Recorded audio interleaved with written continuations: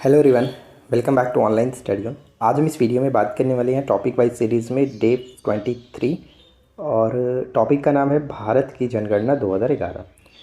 तो जैसा कि आपको पता है कि जनगणना 2011 से रिलेटेड हमेशा एग्जाम्स में कहीं ना कहीं क्वेश्चन देखने को मिलता रहता है। तो आज इस वीडियो में मैंने 50+ क्वेश्चंस इकट्ठे किए हैं और काफ़ी अच्छे क्वेश्चन हैं। तो वीडियो के साथ आखिरी तक बने रहिए और सभी क्वेश्चंस को आराम से देखिए। तो चलिए फिर शुरू करते हैं।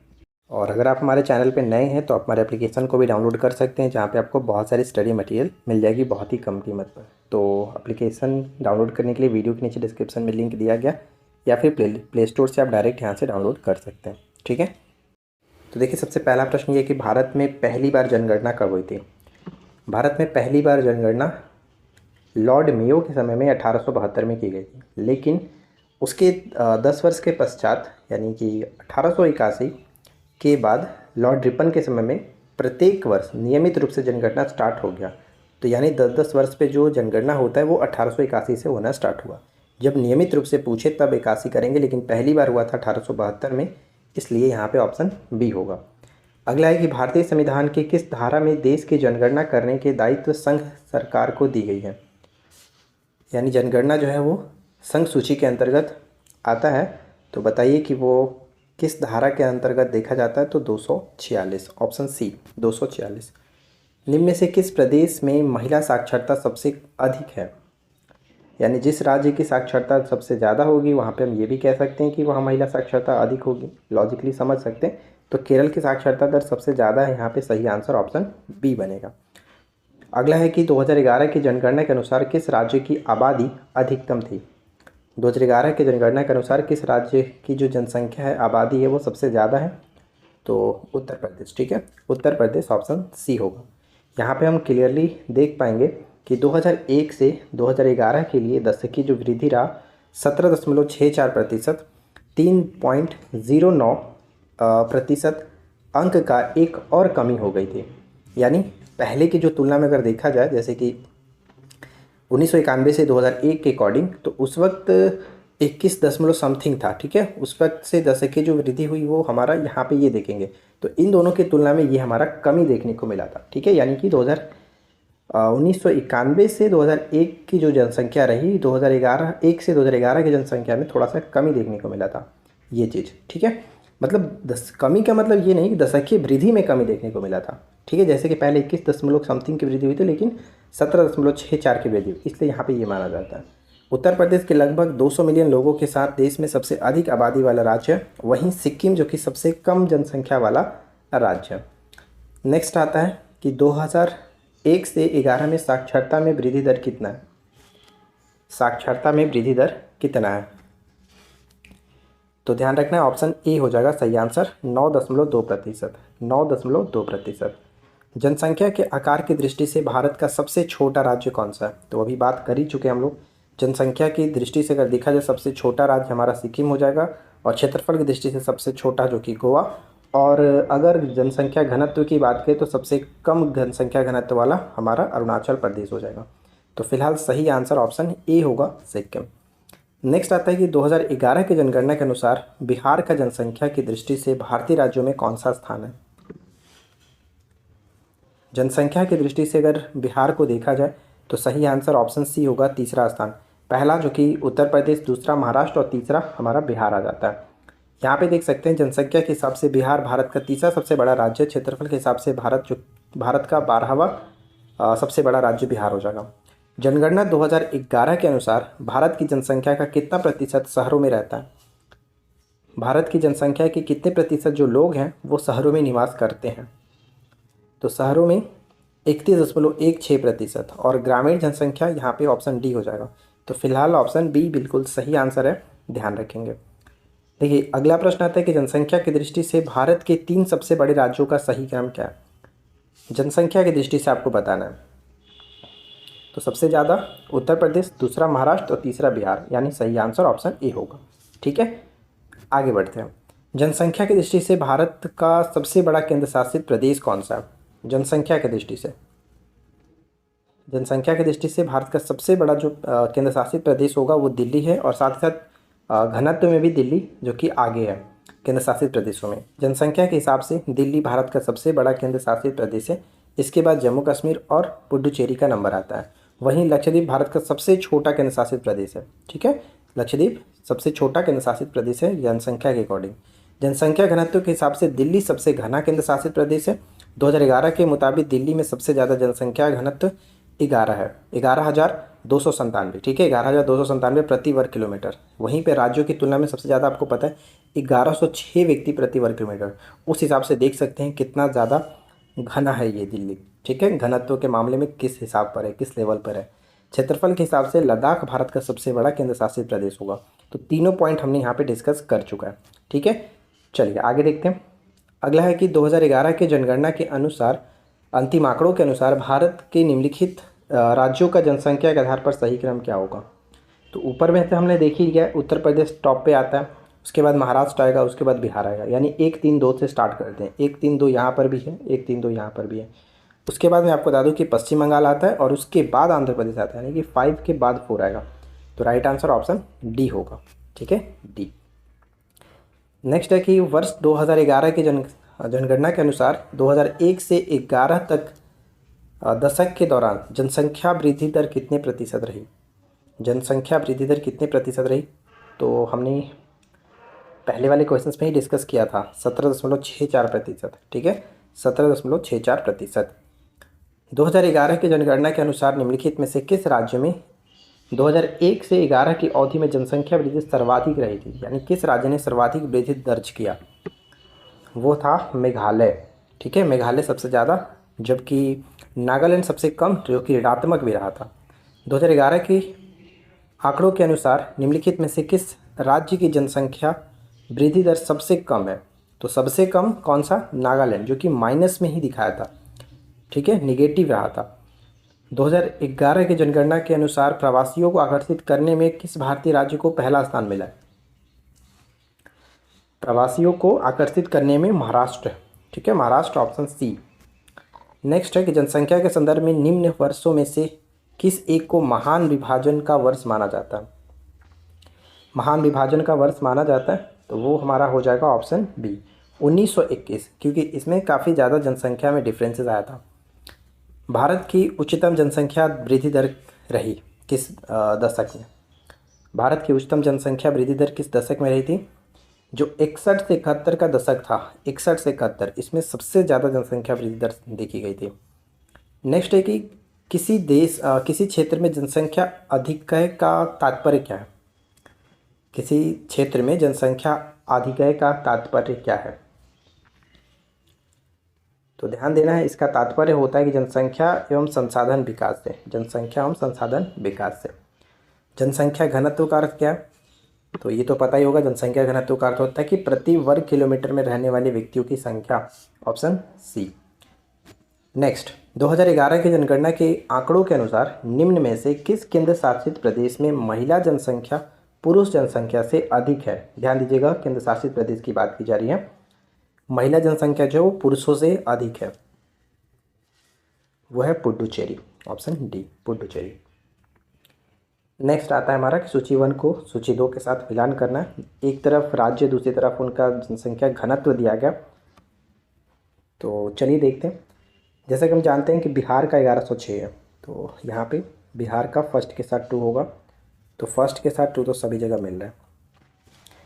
इसके बाद अगर हम देखें तो सेकेंड नंबर पे आता है हमारा पश्चिम बंगाल। ठीक है, पश्चिम बंगाल का कहेंगे 1028, यानी कि 1028।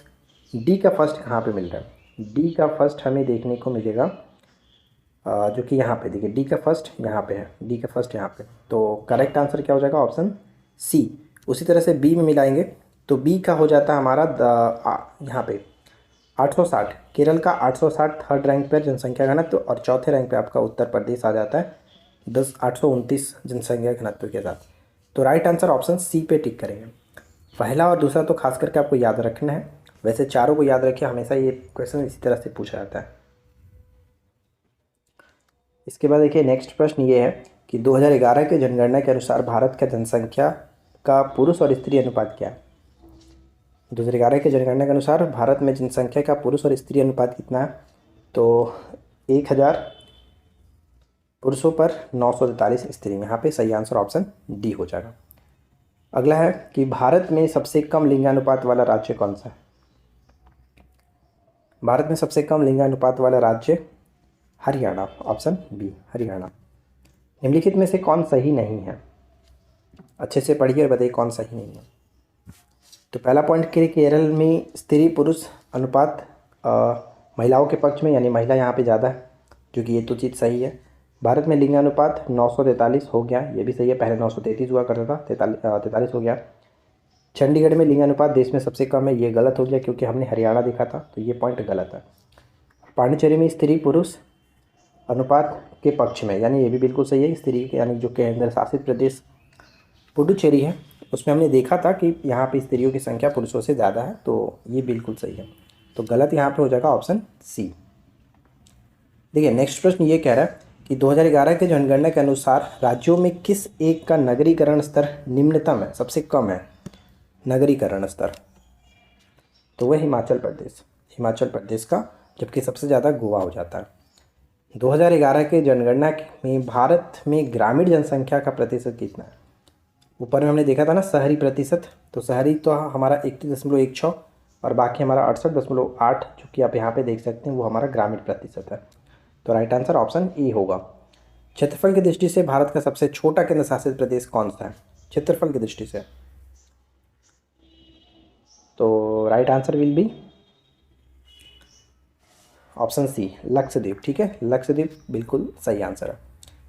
यहाँ पे हम पढ़ सकते हैं कि क्षेत्रफल की दृष्टि से लक्षद्वीप भारत का सबसे छोटा केंद्र शासित प्रदेश है। लक्षद्वीप भारत का सबसे छोटा केंद्र शासित प्रदेश है, जिसका क्षेत्रफल 32 वर्ग किलोमीटर है, मात्र 32 वर्ग किलोमीटर है। क्षेत्रफल की दृष्टि से लद्दाख भारत का सबसे बड़ा केंद्र शासित प्रदेश है, और क्षेत्रफल की दृष्टि से राजस्थान भारत का सबसे बड़ा राज्य है, और क्षेत्रफल की दृष्टि से गोवा भारत का सबसे छोटा राज्य है, और गुजरात में जो कच्छ है भारत का सबसे बड़ा जिला है, और वहीं माहे पांडिचेरी भारत का सबसे छोटा जिला है। तो ये सब आपको याद रखना है। ठीक है, आगे बढ़ते हैं।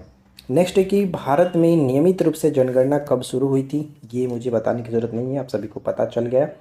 नेक्स्ट, 2011 के जनगणना के अनुसार निम्नलिखित में से कौन सा जिला भारत का सबसे अधिक साक्षर जिला है?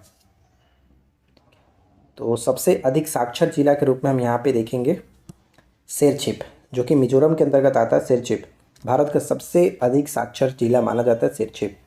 2011 के जनगणना के अनुसार अनुसूचित जाति यानी एससी शेड्यूल कास्ट के सर्वाधिक जनसंख्या किस राज्य में मापी गई है?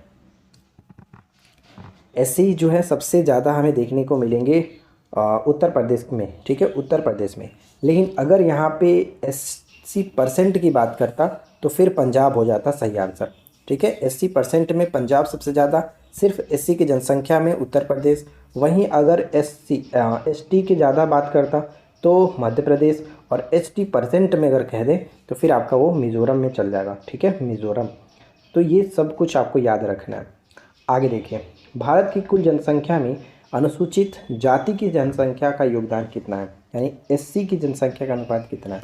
भारत के 100% में टोटल एससी कितने परसेंट है? तो वह 16.6%, 16.6% एससी। 11 के जनगणना के अंतिम आंकड़ों के अनुसार किस राज्य में अनुसूचित जाति के लोगों का प्रतिशत सर्वाधिक है? देखिए अभी जस्ट मैंने आपको बताया कि एससी जो है इसके प्रतिशत सबसे ज़्यादा कहाँ पे होगा? पंजाब में, यानी डी होगा। भारत में प्रभावित साक्षरता दर की गणना की जाती है। साक्षरता दर की गणना की जाती है कैसे? तो 7 वर्ष की उम्र से ऊपर की जनसंख्या से गणना की जाती है, यहाँ पे डी बन जाएगा। देखिए अंतिम आंकड़ों के अनुसार भारत का औसत साक्षरता प्रतिशत कितना है? औसत साक्षरता प्रतिशत माना जाता है 74.04%, ऑप्शन बी 74.04%। जनगणना 2011 के अनुसार कौन सा राज्य नकारात्मक जनसंख्या वृद्धि करता है? नकारात्मक जनसंख्या वृद्धि करता है, तो हमने बताया था आपको ऊपर में कि नागालैंड जो है वो नकारात्मक जनसंख्या वृद्धि को दर्शाया है। यहाँ पे आप देख सकते हैं कि 2011 की जनगणना के अनुसार नागालैंड का जनसंख्या वृद्धि दर -0.58% रहा। जनगणना 11 के अनुसार मेघालय की जनसंख्या वृद्धि दर सबसे ज़्यादा रही, जो कि 27.95% के साथ सबसे अधिक रही थी। तो ये दोनों याद रखना। 11 के अनुसार 2001 से 11 के बीच किस केंद्र शासित प्रदेश की जनसंख्या वृद्धि दर सबसे अधिक है? दादर एवं नागर हवेली, ठीक है, दादर एवं Nagar Haveli, option C. Next आता है कि 2011 के जनगणना के अनुसार किस राज्य में महिलाओं में साक्षरता दर सबसे कम है? तो सबसे अधिक तो केरल में था, लेकिन सबसे कम यहाँ पे आपका बिहार हो जाएगा, ऑप्शन ए, ठीक है, बिहार। अगला, 2011 के जनगणना के अनुसार किस केंद्र शासित प्रदेशों में साक्षरता प्रतिशत अधिकतम है? साक्षरता प्रतिशत, तो लक्षद्वीप, ठीक है, केंद्र शासित प्रदेश की बात कर रहे हैं, साक्षरता प्रतिशत लक्षद्वीप में सबसे ज़्यादा है। भारत की कुल जनसंख्या का कितना प्रतिशत उत्तर प्रदेश में रहता है? देखिए, उत्तर प्रदेश की जनसंख्या सबसे ज़्यादा है, तो ये स्पेशली उत्तर प्रदेश के रूप में पूछा जा सकता है, और साथ ही साथ बिहार के रूप में भी पूछा जाता है, क्योंकि बिहार से क्वेश्चंस पूछे जाते हैं। तो उत्तर प्रदेश में मैं आपको बता दूं कि लगभग यहाँ पे 16% बिल्कुल सही होगा, 16%। और बिहार की जो जनसंख्या है लगभग 8.6% आता है कुल जनसंख्या का, तो ये दोनों याद रखना है आपको। अगला है कि भारत के 2 सर्वाधिक साक्षर राज्य कौन से हैं? तो भारत के 2 साक्षर राज्य के रूप में सर्वाधिक जो हैं वो है हमारा मिज़ोरम और केरल, ठीक है, केरल और मिज़ोरम, यहाँ पे डी हो जाएगा सही आंसर। अगला है कि 2011 की जनगणना के अनुसार ज्ञात करने हेतु आयु वर्ग लोगों को सम्मिलित किया जाता है। साक्षरता ज्ञात करने हेतु कितने आयु वर्ग के लोगों को शामिल किया जाता है? 7 वर्ष या उससे अधिक की आयु को, ऑप्शन सी। भारत का क्षेत्रफल संसार के क्षेत्रफल का 2.4% है, परंतु उसकी जनसंख्या जो है वो कितना है? तो देखिए, यहाँ पे अगर हम देखा जाए तो अकॉर्डिंग टू ऑप्शन अगर देखें तो करेक्ट होगा हमारा डी, क्योंकि 17.5% के अकॉर्डिंग आता है, 17.5, तो ऑप्शन डी पे जाएंगे। 17% पर टिक नहीं करेंगे, अगर ऑप्शन में कुछ और परसेंट दिया रहता है तब फिर हम लगभग में 17% पर टिक करते हैं, लेकिन अगर इनमें से कोई नहीं है तो फिर तो हमें डी को ही टिक करना होगा। भारत की कुल जनसंख्या में बिहार का जनसंख्या का क्या प्रतिशत है? अभी जस्ट मैंने आपको ऊपर बताया था कि यूपी का लगभग 16% आता है, वहीं बिहार का आ जाता है 8.6%, ठीक है, 8.6%, ऑप्शन ए। निम्नलिखित में से वह राज्य या संघ राज्य क्षेत्र कौन सा है जिसमें कोई अभिज्ञात जनजातीय समुदाय नहीं है? कोई जनजातीय समुदाय नहीं है।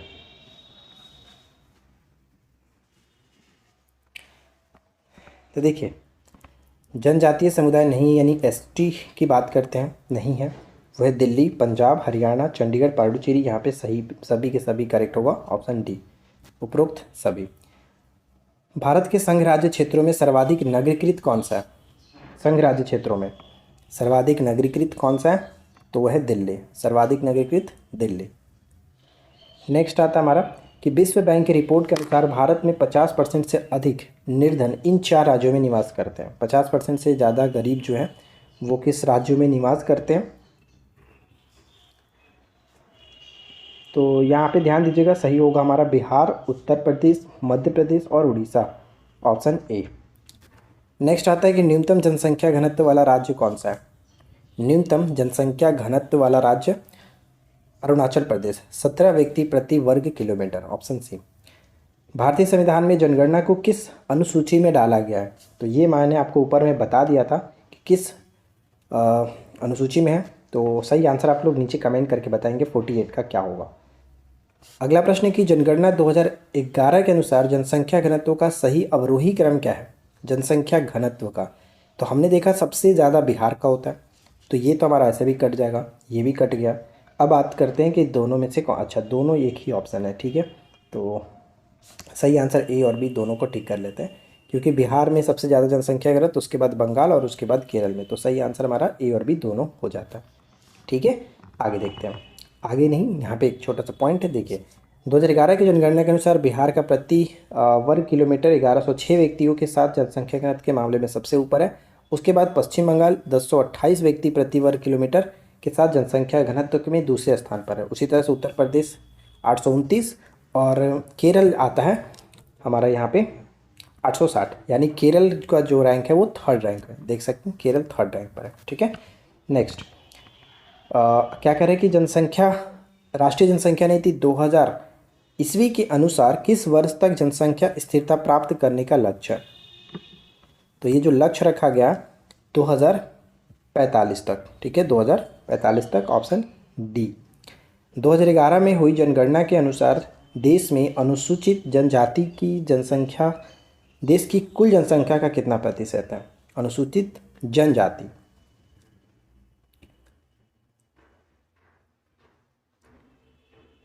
एससी का योगदान मैंने आपको क्या बताया था, एससी का योगदान लगभग 16.6%, और उसी तरह से यहाँ पे जनजाति एसटी का जो योगदान है वो लगभग 8.6% है, यानी सही आंसर ऑप्शन ए हो जाएगा। 2011 में हुई जनगणना के अनुसार राज्यों और केंद्र शासित प्रदेशों में किसकी जनसंख्या सबसे कम है? केंद्र शासित प्रदेशों, राज्यों और केंद्र शासित प्रदेशों में किसकी जनसंख्या सबसे कम है? तो वो हो जाता है लक्षद्वीप। ठीक है, लक्षद्वीप, ऑप्शन सी। और आज की इस वीडियो का आखिरी प्रश्न ये बनता है कि 2011 में हुई जनगणना के अनुसार सर्वाधिक जनसंख्या घनत्व वाला केंद्र शासित प्रदेश कौन सा है? सर्वाधिक जनसंख्या घनत्व वाला केंद्र शासित प्रदेश कौन सा है? तो क्या हमने देखा था? दिल्ली। ठीक है, दिल्ली यहाँ पे बिल्कुल करेक्ट होगा, ऑप्शन डी। अब आप ये मुझे बताइए कि कितना यहाँ पे जनसंख्या घनत्व था, ये मुझे जानना है। आप लोग कमेंट करके बताइए। मैंने ऊपर आपको बताया था कि याद आ रहा ना, 11,000 समथिंग बताया था, तो आप लोग कमेंट करके बताइए कितना था। तो देखिए फ्रेंड्स, उम्मीद है कि ये वीडियो आपके लिए हेल्पफुल रही होगी। वीडियो अगर आपको पसंद आया हो तो प्लीज़ लाइक एंड शेयर करिए। चैनल पर पहली बार है, सब्सक्राइब करके नोटिफिकेशन बेल आइकन को ऑल पे सेट कर लीजिए। हम मिलते हैं आपके साथ इसी प्रकार के नेक्स्ट वीडियो में नए टॉपिक के साथ। Thanks for watching, keep learning, have a good day.